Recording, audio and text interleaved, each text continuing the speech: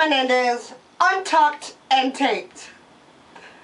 I normally don't run around my house in drag, but I was asked to do a bio video.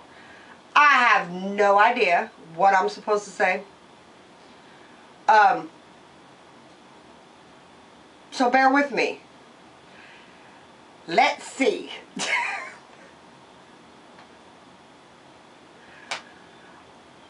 I was introduced to the wonderful world of drag in 2005 or somewhere in that vicinity. But I didn't start out as an MI. For those of you who don't know, I started out like this. Yes, Brooklyn Wade and AJ Menendez are the same person. Most people know that, but there are some people that don't. I performed as a kitten, which is what we call them here in Jacksonville. They're also known as divas. For a while, and to be honest with you, I started to get bored with it. There was no room for advancement, so to speak. I did win Miss Daytona Beach in 2007. I also came in first alternate for Boiling Point. And I just got frustrated. I had always been fascinated with being in the dressing room and watching Gage just completely transform, watching Wolfie and Remington Steele completely transform. I used to sit in the back of the dressing room and just watch them. And I actually used to wait for them to scream at me about, "What are you staring at?" It fascinated me, but I had no interest at that time in becoming an MI. I was okay with being a kitten for quite a while. And then I was a part of 100 Degrees Celsius. I became a part of 100 Degrees in 2005, which was owned and operated by Gage Gatlin, which is one of my mentors. And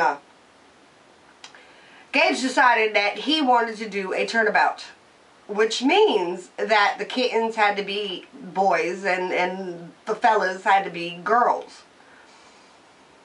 And I panicked. But I had watched them enough that I knew enough how to get myself ready, which really surprised me. I still needed, you know, help binding and whatnot, but I didn't need all that much help. And I hit the stage. Well, I looked in the mirror and I saw AJ. And that pretty much did it. I got my name because I looked like AJ McLean from the Backstreet Boys. So for a while, in the very, very beginning, it was just AJ. There was no Menendez to it. And then in 2009, I was getting ready for my first state competition, and I decided that I needed a last name. So I asked a friend of mine, and she didn't think about it for too long, and she was like, Menendez, and it rolled off the tongue really, really well. And then I thought about it, and I was like, wait a minute, Menendez as in the Menendez brothers? She said, yeah. I was like, damn, why I gotta be crazy? But it fit, and so I just, you know, I went with it.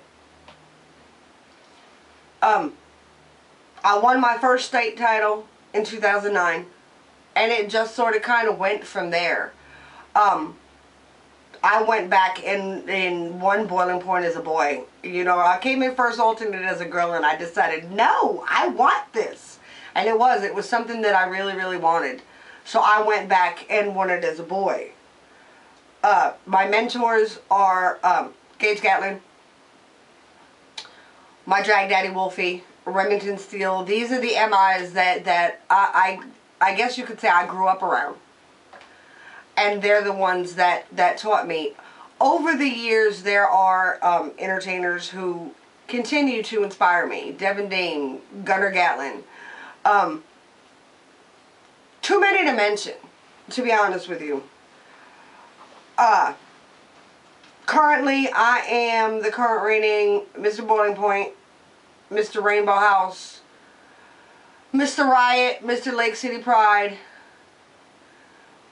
Mr.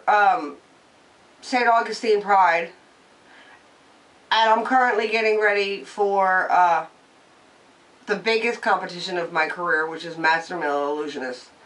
It will also be my final competition. Now, that doesn't mean that I'm retiring, but it does mean that after this competition, win or lose, I'm not competing anymore.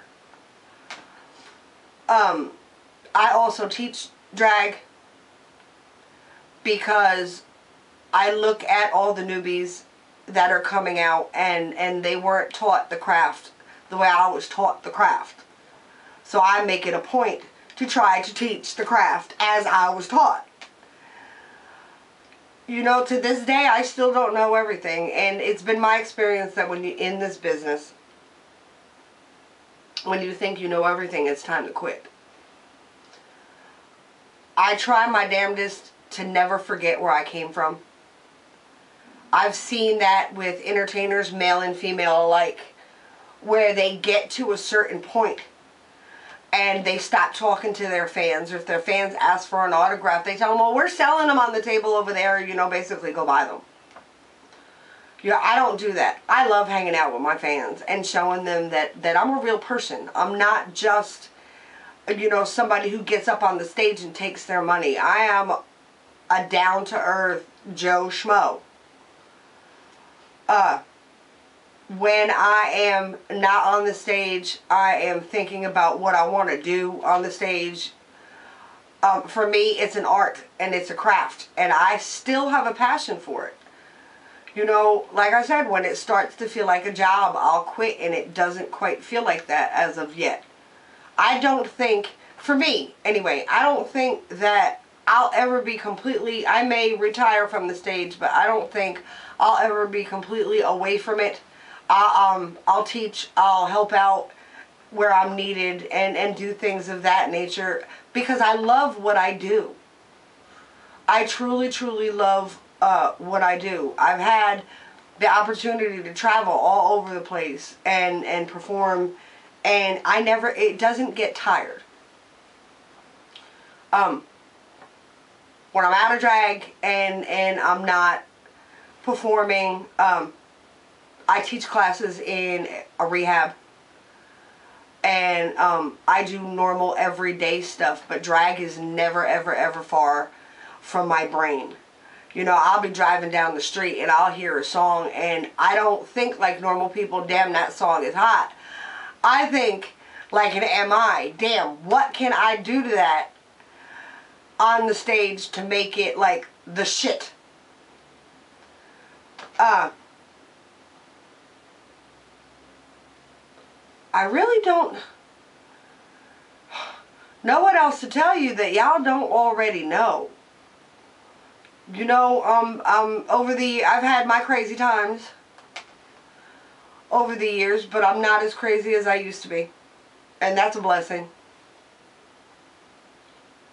And I just have fun at what I do. If real talk, if you have any questions that I haven't answered, ask me. I'm not real comfortable talking about myself. You know, my ego went bye-bye when I quit drinking. So if you have questions, I will answer them. Other than that, I'm not really quite sure what else y'all might want to know that you don't already. Well, on that note, I'm out of here. Thanks for listening to my babble. Peace!